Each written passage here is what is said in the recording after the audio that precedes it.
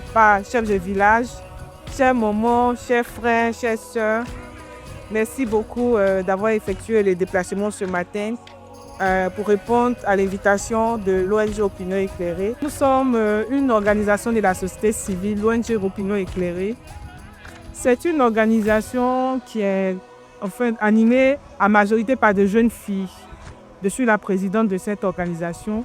Nous l'avons fondée en 2019 et nous travaillons sur divers enjeux, sur les questions de cohésion sociale, de paix et de sécurité, parce que pour nous, en tant que jeunes femmes, en tant que femmes, c'est important qu'on puisse contribuer aussi aux efforts de paix. Table ronde graine de paix qui nous envoie ici. C'est depuis 2023 que nous, grâce à la Fondation Rosa Luxembourg qui nous accompagne sur ce projet-là, que nous menons cette table ronde graine de paix qui sont des tables rondes qu'on organise pour le dialogue social, le dialogue politique entre les communautés, entre les jeunes. On encourage la participation politique apaisée. En tant que sous-préfet de Nayo, je prends l'engagement donc de soutenir toutes les initiatives qui vont dans le sens de la cohésion et de la guérison post-conflit. Mais je sais que l'État seul ne peut tout. La paix véritable se construit dans les cœurs, dans les foyers, dans les villages. Elle est l'affaire de tous. C'est le lieu d'ailleurs d'exprimer toute ma reconnaissance et ma gratitude à cette ONG Opinion Éclairée. Mais surtout ne pas oublier de remercier leurs partenaires, Rosa Luxembourg, qui permettent aujourd'hui cette activité. La paix n'est pas un héritage figé. Elle est une œuvre vivante que nous devons entretenir chaque jour. Que cette rencontre soit le point de départ d'un nouvel élan où Nayo et tout le département d'Issia deviennent des terres de fraternité, des terres paisibles, de confiance et de prospérité partagée. C'est donc sur cette note d'espoir que je déclare ouverte la cérémonie qui a pour thème guérison post-conflit et cohésion communautaire. Je vous remercie. Alors le thème qui nous réunit ce matin est intitulé Guérison post-conflit, les mécanismes de renforcement de la cohésion communautaire. Nos échanges porteront sur des points suivants. La guérison post-conflit, le rôle des leaders communautaires et le mécanisme de réconciliation. Est-ce que vous pensez qu'on peut se réconcilier sans la justice?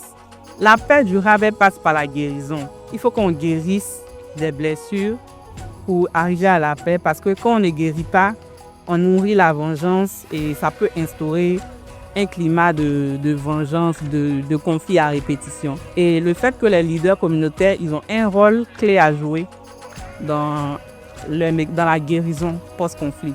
Et aussi, on va retenir qu'il est important d'inclure les femmes dans les processus de paix. Alors, je voudrais commencer mon intervention par cette parole tirée des Saintes Écritures. Dans le livre de Romains 12, verset 18, il est écrit, je cite, « S'il est possible, autant que cela dépend de vous, soyez en paix avec tous les hommes. » Et ce message nous encourage à faire tout possible pour maintenir des relations paisibles, tout en reconnaissant que cela dépend parfois des sacrifices que l'on doit consentir pour maintenir la paix. Les dents titillent parfois la langue, parfois même la langue saigne, mais cela ne les empêche pas d'être toujours ensemble dans la même bouche. Alors, à travers ces symboles, je voudrais inviter la population de Nayo à faire un effort pour surpasser ces malheureux événements qui ont jeté un discrédit sur la cohésion sociale à Nayo.